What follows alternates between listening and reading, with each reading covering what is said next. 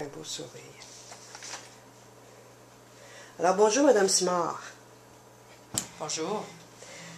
Vous êtes détentrice d'un doctorat en sciences métaphysiques, postdoctorat en parapsychologie et plus de 30 années d'expérience clinique. Ça me rajeunit pas, ça. Hein? Non, ça c'est vrai. D'expérience clinique et de méditation quotidienne.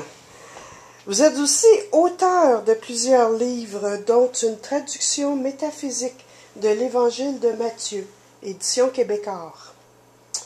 Vous êtes en plus la fondatrice de l'Académie en communication et intervention psychique, ainsi que de l'Association des intervenantes et intervenants psychiques. Alors, bienvenue. Merci. Aujourd'hui, vous allez nous entretenir sur sur les répercussions de notre naissance sur notre vie. Alors, Oui. selon vous, y a-t-il vraiment une répercussion de notre naissance sur notre vie? Bien que ça puisse paraître difficile à croire, parce que notre naissance, c'est quelque chose qui est loin. En plus, c'est quelque chose qu'on ne se souvient pas. Mais effectivement, oui, il y a une répercussion dans les différentes étapes de notre vie. Parce que, dans le fond, la naissance, c'est notre premier changement. Et par la suite, tout au long de notre vie, lorsqu'on va avoir à faire un changement, notre naissance devient une référence. Un exemple de ce que je veux dire, c'est si à ma naissance, ça a été long, difficile, il y a de grandes chances que tous les changements de ma vie, c'est-à-dire changement de l'adolescence à l'âge adulte, changement de travail, changement de ville, changement de chum, de couple, même d'auto, comme si tous les changements importants de ma vie vont être difficiles. Ça veut dire qu'on peut avoir à ce moment-là soit des temps plus longs de réflexion ou des temps peut-être même d'angoisse, dépendant, là.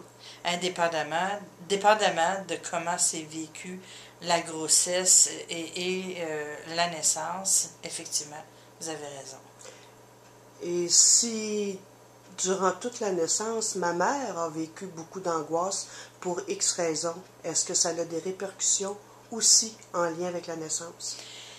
À ce moment-là, c'est dans la gestation, c'est tout au long de la vie intra-utérine.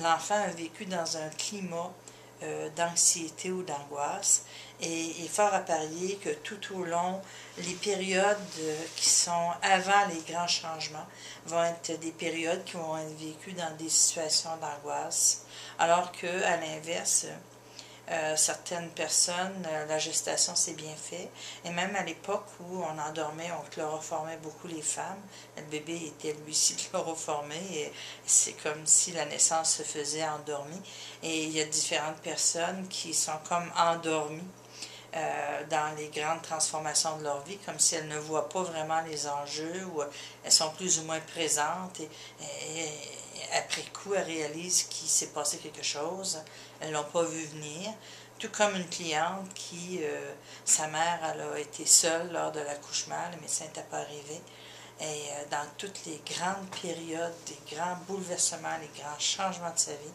même si elle a plein de monde dans sa vie, dans ces périodes-là, elle se retrouve seule. OK. Alors, c'est un peu comme si on avait un premier pattern d'enregistrer.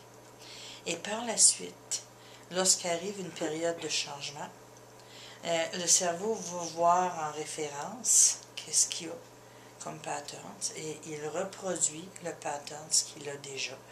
C'est peut-être pas l'idéal, mais c'est mieux que l'inconnu. Alors, il part de ça parce que c'est ce qu'il connaît. Et si on ne fait pas de correction, on va reproduire tout au long de notre vie notre naissance dans les périodes difficiles ou de transformation, tout comme les 2 à 3 premiers mois de notre vie. Eux aussi, on va les reproduire. dans le sens que si les premiers mois de ma vie, ça a été difficile, ça veut dire que tout de suite après une transformation, c'est difficile. Okay? Comme les enfants les bébés qui ont proche de mourir à la naissance, vont se mettre en difficulté et mettre leur vie en péril à chaque changement. Avez-vous des exemples? Un exemple, ça pourrait être, si moi j'ai été en difficulté avant j'ai rasé proche de mourir, alors je vais, dans une période de changement, que ce soit un changement de travail ou quoi que ce soit, je vais mettre en jeu tous mes acquis ou tout ce que j'ai, puis je vais risquer de tout perdre pour le changement.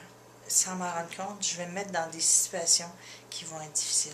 Là, on parle de situations difficiles, mais j'imagine que, comme on a parlé un petit peu tantôt, les situations faciles, c'est la même chose. Oui. Si l'enfant a bien vécu, même au niveau de la gestation, oui, puis a bien vécu sa naissance, les changements ne seront pas difficiles non plus. Il y a de grandes chances, effectivement.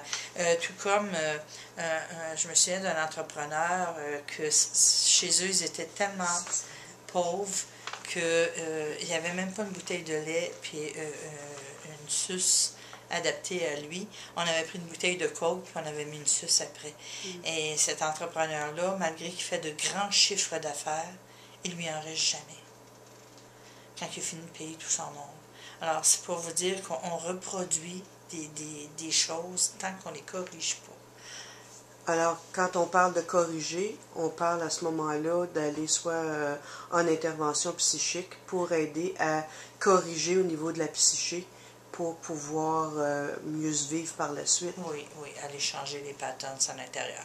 Mais si je résume, ce qui est important de voir aujourd'hui, c'est que la gestation, la naissance et les premiers mois de vie nous servent de patterns pour toutes nos grandes périodes de changement tout au long de notre vie.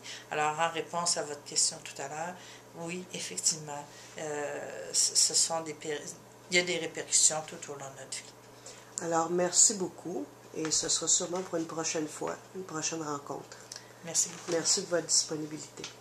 Merci.